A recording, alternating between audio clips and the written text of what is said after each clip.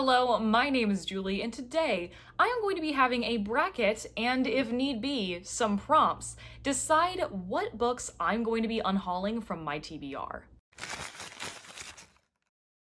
If you've been watching my channel for a bit, you know I talk about it all the time, that I'm trying to fix my book collection, right? I want to make this make me happier. This is my TBR cart. I have actually been shrinking my TBR naturally over the last couple of years, but what I've found is that there's a large percentage of the books on my TBR that I have a much lower interest in than others. And over the last couple of years, I have been trying to change my habits to make it so that I feel happier when I look at my TBR, but in 2026, I've made it a major goal. I've started this series on Instagram Reels and YouTube Shorts called Unf Our Shelves, where I am trying to give us challenges to make our collections spark more joy. And a couple months ago, I did a bracket that was me trying to DNF series that I had lost interest in, because having to force myself to make that decision in front of people in this way was a much easier way for me to make the decision instead of just doing it arbitrarily. So I thought the best way to get the books I own that I'm least interested in off of my shelves was to return to that bracket style. I have 85-ish books that I own physically, and I have picked 32 of the books that I'm least interested in. So that is a large percentage of the books. So there are some books on here I have no interest in unhauling. So some of these decisions are going to be much easier than others. I had my picks seeded by my followers on Instagram and on YouTube. People told me which books they thought I should read and which I should unhaul, which determined the seeding. And if I have a pairing that I absolutely cannot decide which one I'm going to pick, or just for funsies, I have about, 8 prompts here that I've come up with to determine which book I should save. And by the end of this, I know for a fact I want to unhaul at least one book, maybe even up to 4. We'll see how it goes. Alrighty, here is our bracket. Basically how this is going to work, I'm gonna have a matchup of 2 books, and if I want to keep it, I'm going to save that book, and the other one is going to move on. So it's sort of like an anti-March Madness bracket. Let's start out with our number 1 seed for me to unhaul, and our number 32 seed, the one the least people wanted me to get rid of. We have The Housemaid by Frida McFadden and Cloud Cuckoo Land by Anthony Doerr. So The Housemaid is one of the most popular books. I'm honestly really surprised that this was not the most mentioned book that people had. It wasn't, but it was the one that the most people told me to unhaul. I actually don't think I'm going to like this book. I don't think I will. The only reason I own this book is because I found it at a little free library, and the reason I've kept it is because I think it's going to be a really easy book to get through, whether I like it or not. But maybe I shouldn't be keeping books that I don't think I'm gonna like. And the one that the most people told me I should like is Cloud Cuckoo Land by Anthony Doerr. He is the author of All the Light We Cannot See. I believe this is his only book that has come out since All the Light We Cannot See, which won him like the Pulitzer Prize, or at least a nomination, which I love that book, and I have not gone back and read his book that came out previous to that.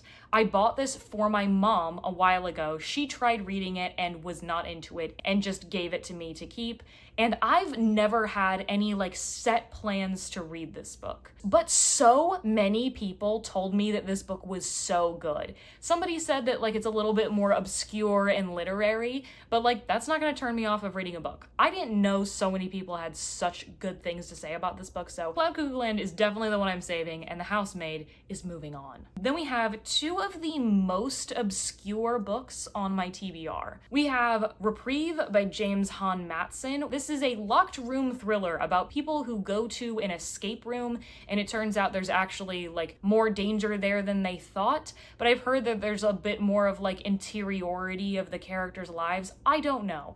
This is one of the lowest rated books on my TBR. Almost a year ago, I did a video that was reading the lowest rated books on my TBR, and this missed the cut by not very much. I thought it would be fun. I think there's so many thrillers that I just pick up on a whim. I got this one from my used bookstore, and I thought, oh no, it would be so fun to read. And guess what? I've not had an inkling to read it for a long time, but I have some sort of intention of reading it. Then we have The Naming Song by Jedediah Barry. This is a 2024 fantasy sci-fi-ish release that had a really weird synopsis. And the only reason I knew about this book at all is because of my research for predicting the Goodreads Choice Awards. I look up every single book that is mentioned by Goodreads in the year, and this was on one list somewhere. And this book has barely any readership. There's some sort of magic system of naming things. I would love to like read an obscure fantasy book and like be able to recommend it to people, but like I wouldn't have picked this up by myself. Reprieve I picked up from a used bookstore, but the naming song I got in a free bag of books I got from my independent bookstore. I think that this is a pretty hard toss-up for me. So just for funsies, because I'd like to do it, we're gonna pick one of the prompts.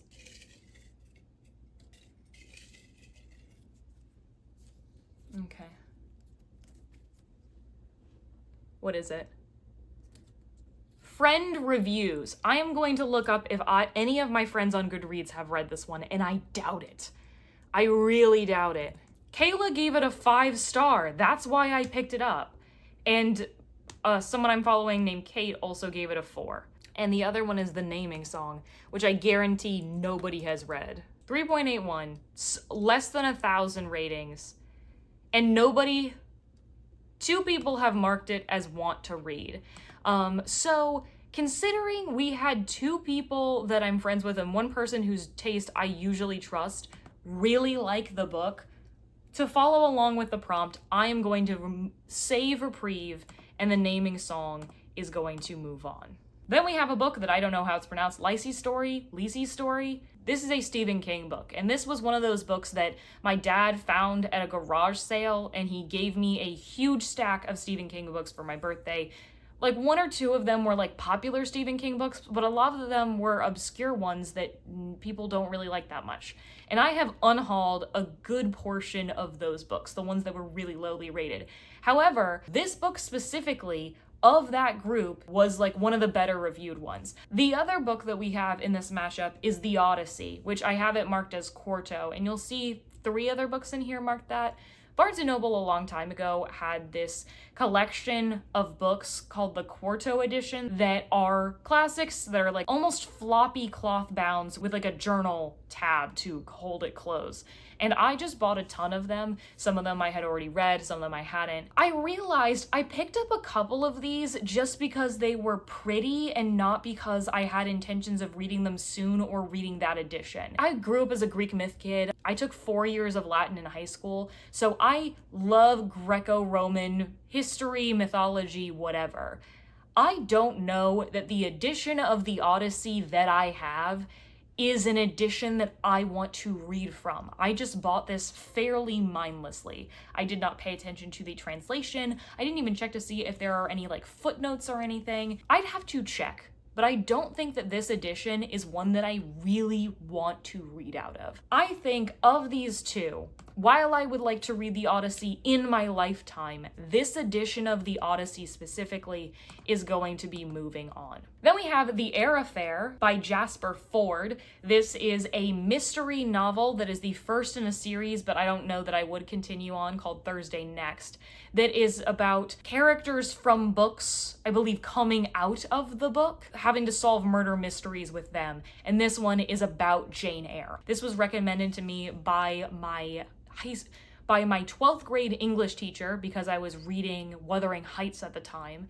And then I found it years later at my local used bookstore. So you'll find a lot of used books are on this list. I got this book for 10 freaking cents. I have a very ugly copy that's worn and probably has not mold in it, but damage for sure. And I don't know how much I'm going to like it, and I think it doesn't have like that high of a Goodreads average rating. The other one is The Talisman by Stephen King and I believe Peter Straub. This is a trilogy of books. I also own, I believe The Black House is the second book in the series, which was published 10 years later. And Peter Straub has since passed away. Stephen King got permission to finish out the book that the 2 of them were going to write or were writing. That 3rd book is coming out this year. It's having to do with a boy going into a fantastical world in order to save his mother's life. Like, something about this not being just a standalone does intrigue me, and also that they like finished a trilogy over 30 years. Something's intriguing there. I don't know if I'm actually going to like it or not, but like, of that stack of Stephen King books that I got that I had never heard of, fairly interested in. I do think I am going to save The Talisman. And unfortunately, because I do own 2 of the books, so getting rid of 1 would be getting rid of 2. Sucks. But The Air Affair is going to move on because I'm less convinced that it's going to be something I feel is memorable. This is super tiny, so you can barely read them, both of them. Oh wow, we've matched up 2 of the Quarto editions. We have Dante's Inferno, and we have the Sherlock Holmes collection, which I believe it has the first 3 Sherlock Holmes novels. I'm not 100% sure. I think this comes down to the same reasoning that I had before. Sherlock Holmes, while this is a obscure collection, like, this is not an edition that a lot of people have read, they're not changing the text of Sherlock Holmes like you would with Dante's Inferno. Like, I would have to do research on whether the Inferno is something that I want to read out of that edition, if it's worth a read or if I should pick up a different one. So easy peasy, we are moving on Inferno, and Sherlock Holmes is saved. Then we have Practice Makes Perfect by Sarah Adams versus The 6 Wives of Henry VIII by Alison Weir. So very, very different books. Both of these authors have written books that I haven't really liked before. So we're a little bit on even playing field, but Practice Makes Perfect is a romance about a florist who's been told she's boring as a girlfriend, and so she fake dates this bodyguard, and both of them are working for this like wedding that's happening in town that's high profile, and it's a fake dating thing between the 2 of them. Again, have not liked a book from this author before, but I have distinct plans to read this book in May. Makes is one of the words for the Buzzwordathon. So as much as this would have been a good candidate, I actually do have a plan to read this book, unless I want to replace it with something else. Then we have The 6 Wives of Henry VIII. This is a nonfiction that is exactly what you think it's about. And this is a book that was specifically recommended to me after I asked my Shakespeare professor for more historical books about Tudor England. I don't have distinct plans to read this anytime soon. And also I have a pretty ugly copy because it was like an old library copy that somebody got for me used.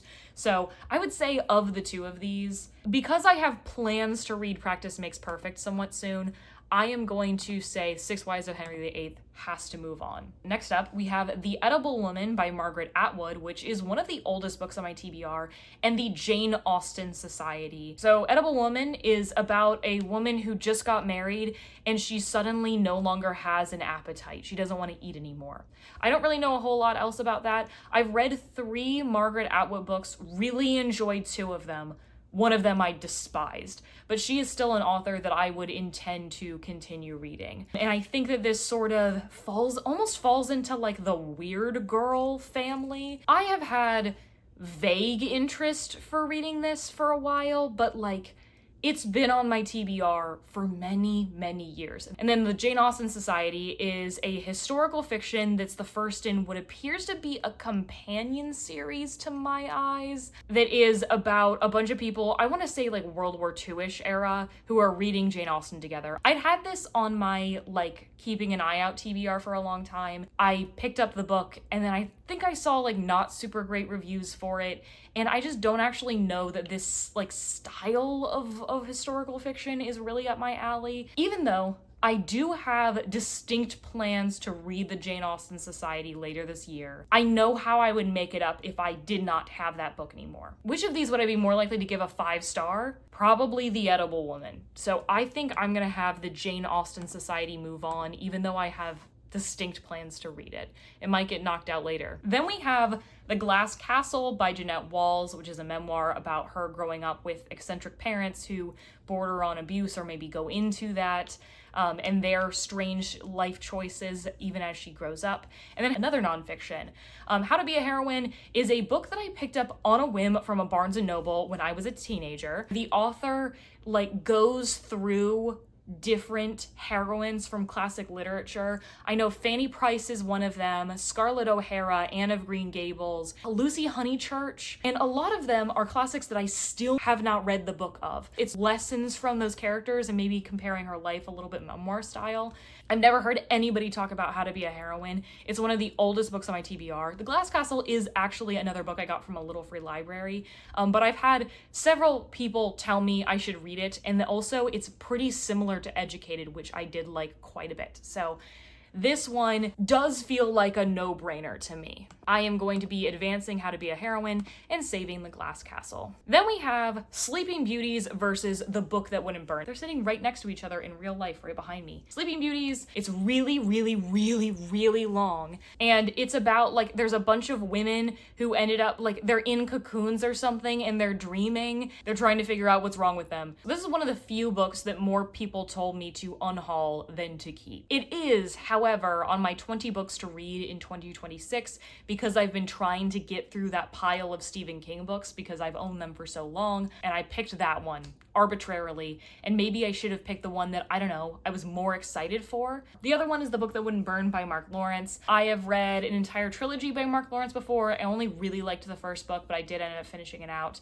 And this is a series that has to do with a magical library. The first book got good reviews. However, I have not seen good reviews for the sequels, and I've heard some people say just read the first book as a standalone, which is what I would anticipate doing were I to keep this book.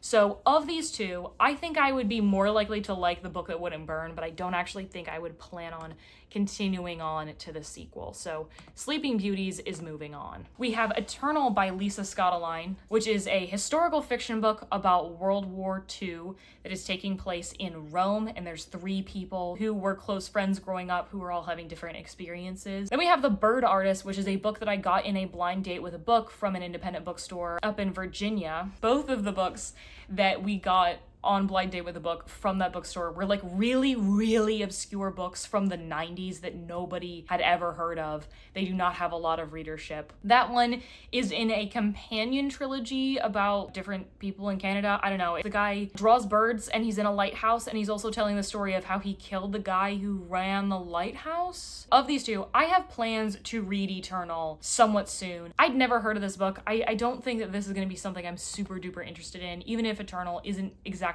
100% on my alley either. So Bird Artist is going to be moving on. Next up we have The Divorce Colony and Blue Sisters, which eagle-eyed viewers might notice that Blue Sisters was not on my list that I gave you all. And that's because I ended up reading a different book from this list before I could make the video. The Divorce Colony is a nonfiction that I accepted a final copy of from the publisher that is about women in the 1800s in the US, like moving to a town by themselves to create, like, there's a lot of divorced women trying to make a living for themselves and making their own community. If you've read Lone Women by Victor Lavelle, there's kind of a setting like that. And Blue Sisters is actually a book that I bought last year. There was a family of 4 sisters and one of them died, and all of them are coming together again after the last one has died. I'm under the impression that this is Little Women vaguely inspired, just like Hello Beautiful, one of my favorite books of last year was. I've been interested in both of Coco Malore's books, but neither of them have really gotten great reviews, and I'm not really sure why I'm interested in them. I don't know. We're doing a prompt. Check my library. So for check my library, that means I need to check if my library has either of these books. And if my library doesn't have one of them, I'm going to advance the book that is at my library that I don't need to own the physical copy, which is kind of the opposite of what a lot of these other prompts are. And I just checked at my library and it does have Blue Sisters, but not The Divorce Colony. Not surprising at all. So that means Blue Sisters kind of unexpectedly is going to advance. Next up we have Velocity Weapon by Megan O'Keefe, which is the first in a sci-fi series. And the other one is The Essential Tales of H.P. Lovecraft, again in that Quarto edition. So this is like a weird collection of stuff. I don't have plans to read either of these anytime soon. Velocity Weapon is a series that I am interested in, but I think this is pretty easy. I'd be more likely to read Velocity Weapon of my own volition than short story collection. We have only a few more left before we start really making progress. Revival versus The Woman in White. Revival is another one of those Stephen King books. It is a book about like a new wave preacher comes to town and everyone's sort of getting caught up in that frenzy. And then The Woman in White. This is a long classic mystery that like the synopsis of the book is pretty obscure, but is talking about how important it was to like the development of Victorian literature. While I don't know a whole lot about The Woman in White, I don't get great vibes off of Revival. I think just vibe check, I think I would be more likely to actively dislike Revival because it kind of reminds me of the synopses of a couple of Stephen King books that I have read and not liked, because I have absolutely loved some Stephen King books and really, really disliked some others. So I'm gonna say Woman in White is saved and Revival is moving on. Then we have You're Invited and Star Eater, a new book to my physical TBR and an old book to my physical TBR. You're Invited by Amanda Giatessa, I believe the author's name is a thriller that I had on my list for a while because Ashley Winstead mentioned she likes it. And my friend Rachel got it from Book of the Month. She's getting rid of a ton of her books, and I ended up taking that one off of her collection. It seems like just like, you know, a fun thriller, but she said that there were some elements of the book that actually took away from her enjoyment. She only gave it a 3-star. So even though I just got this book from her, should I really read it? Maybe I should try a first chapter or something like that. But Star Eater is another book that I got from my used bookstore. It's a fantasy standalone that is about a woman. She is like being pressured to get pregnant when she does not want to, so she sort of runs away. Kind of all I know about it. It definitely has like a darker, more gothic vibe. Neither of these are well reviewed at all. I think if you made me read one of these books today, I would be more likely to pick up the book that I think would be easier to get through and might be fun. So I'm gonna say that You're Invited is saved and Star Eater is going to be moving on. Last couple, we have A Pale Light in the Black and My Darlings. This is a good matchup. So A Pale Light in the Black is a book that my dad got me from like a dollar bin to get me like a small Christmas stocking stuffer. This is a science fiction book that I had never heard of before. It is the first in a series, which it does not bode well for me. That it is about this crew that is trying to join this competition. I think it's like a race or something like that. But there are also people that are trying to hunt them down. While that synopsis doesn't sound bad, this is just like such an obscure book, and it's the first book in a series. I never would have added this to my shelf. And then we have My Darlings, which is another book that was gifted to me in a blind date with a book. And it is a domestic thriller it's about like a homeowners association or something like that, and like a woman who's trying to be like kind of high status in that group. That does not sound like something I am going to give a high rating to. A Pale Light in the Black might end up being like an obscure sci-fi book that I do end up recommending to people. My Darlings does not sound like something I would pick up by myself at all. So I know I just said stuff about Pale Light in the Black, but of these two, we're moving My Darlings on. We have our second most recommended and our second least recommended. We have The Invisible Library by Genevieve Cogman, which is the first in a series. I think it might be a companion series. Someone can correct me.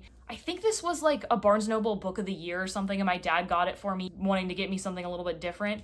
And I was shocked. This was the most mentioned book of the entire category of stuff. So there were people who told me to get rid of this book, and there were people who told me that I should definitely read it. Some people just said, oh, it was fun. I feel like that would be like max a 4-star for me. And then If It Bleeds is a Stephen King, I don't know if it's a short story collection. I think it's maybe a bunch of novellas. I'm not a huge short story person. Of the two of these, if you made me read one of these today, I would rather read The Invisible Library, even though it's the start of a series. So If It Bleeds is going to be moving on, and The Invisible Library is saved. So now that I've given you an idea of all of these books and we're down to 16, this should be a little bit easier. Oh, should it be? This should be a little bit faster to get through, but my decisions might be harder. I did check and I have 6 more prompts left in here, so I think I might use those. The first matchup we have is The Housemaid versus The Naming Song. I think I'm much more likely to pick up The Housemaid, but I think I'm also much more likely to give it a lower rating. Like The Naming Song, I guarantee you, is going to be like a 3.25. The Housemaid could be a 2.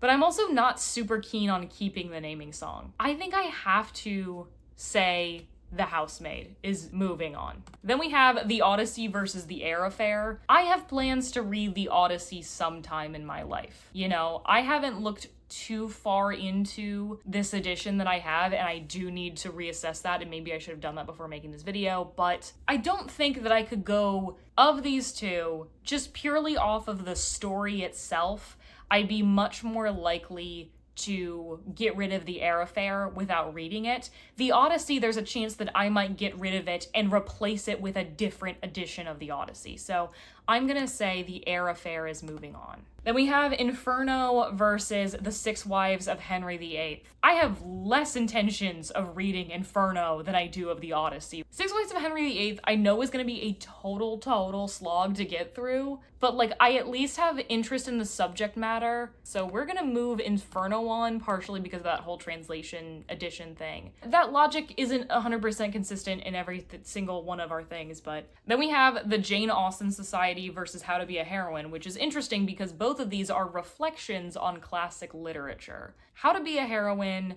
I have owned for many years and still have not read a lot of the books that are referenced in that. The Jane Austen Society, I have a reason to read it this year, and I have read almost all of Jane Austen's works. So I think How to Be a Heroine is an easy one to continue on. Then we have Sleeping Beauties versus The Bird Artist. Sleeping Beauties is so long. The Bird Artist is super short. I don't think either of them are gonna be favorites. I don't think either of them have a chance. I would feel way less pain surrounding just unhauling The Bird Artist by the very nature of Sleeping Beauties being on that 20 and 26 TBR. So The Bird Artist is moving on. Then we have Blue Sisters versus The Essential Tales of H.P. Lovecraft. I would way rather read Blue Sisters than short stories in a weird collection. We have Revival versus Star Eater. I don't have great vibes off of either of these books. I don't want to use up all my prompts, but let's see. Higher Goodreads rating is saved. Let's go check the Goodreads rating. I thought this had a low one, a 3.8, and Star Eater. I think this is also gonna be a 3.8. 3.53, okay, we're saving Revival and Star Eater is moving on. A 3.53? Oh no. Then we have My Darlings versus If It Bleeds. My Darlings would be so much easier to get through. I'm not excited about either of these books. And like, here's the thing, by the very nature of doing a bracket that is not double elimination, it is more likely for me to find books being eliminated unnecessarily, that maybe they would have been good candidates. Just looking at how many books I have left, I think I'm gonna use another prompt for this one. What does that say? Comp titles. So I have pulled up the Goodreads comp titles of these books and see if any of these are giving me a vibe of whether I'd be interested in reading. Best offer wins. There's a couple books on My Darlings that seem like books I would be like not crazy mad if someone told me I had to read them. If It Bleeds is just gonna give me Stephen King books. It's not gonna give me short story collections or something. Stephen King. That was basically only useful to look at My Darlings. There's a handful of books I'm kind of interested in with My Darlings, but like I don't think that that was like a strong enough showing for me to save it. I don't want to have either of these on here. I did see on the If It Bleeds synopsis that I was right, that it's like 4 novellas, which makes me feel like, why wouldn't I just read in each of those individually or whatever? Like, why would I read all of them together? I'll say, I don't think that My Darlings comp titles made a very good show. I think that My Darlings is going to move on. Back up at the top, we are down to 8 books. We have The Housemaid versus The Air Affair. One of these I think is going to be more of a slog to get through, but one of these I think I'm more likely to actively dislike. You know what I'm gonna do? There is a prompt in here, I've just dug it out. I'm not even pulling the prompt, I'm going to do the prompt here. Read the first page or so of the book. Let's do that.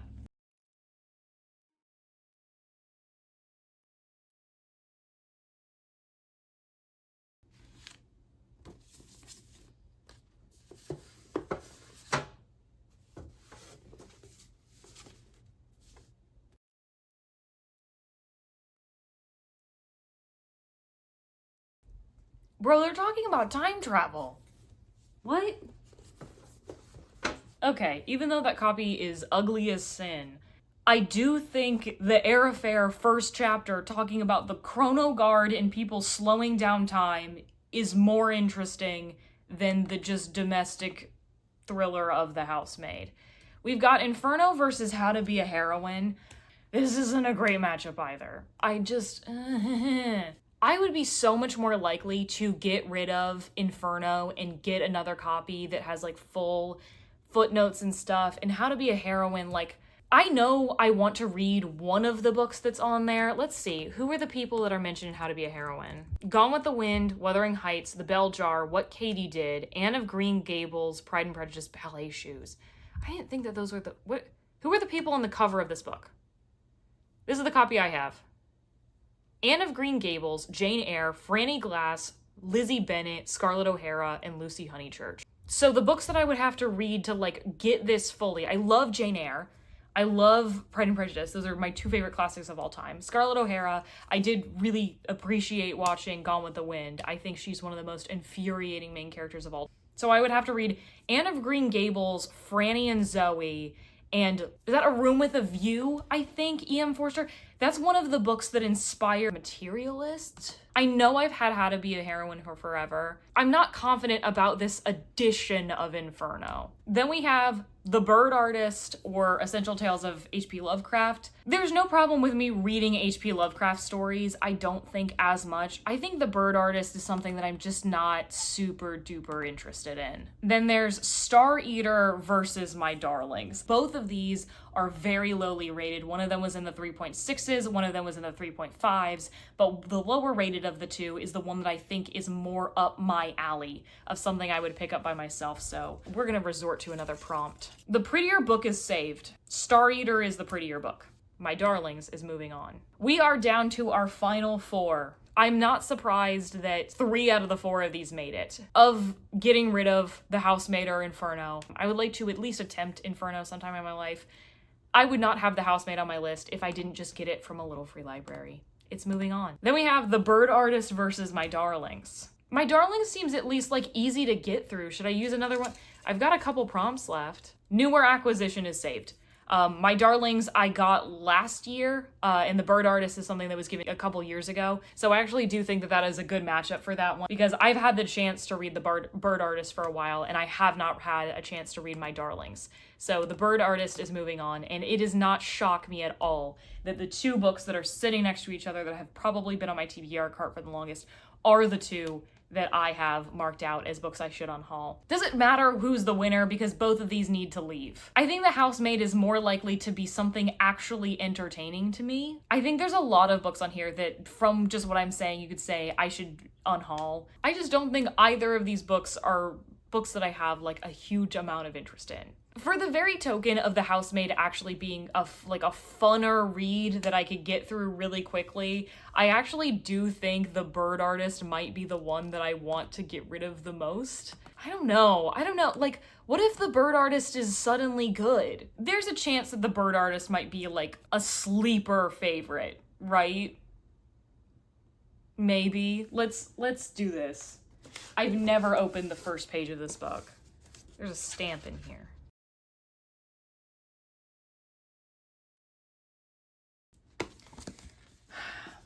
I think I am going to be getting rid of, unsurprisingly, the #1 seed, The Housemaid by Frida McFadden.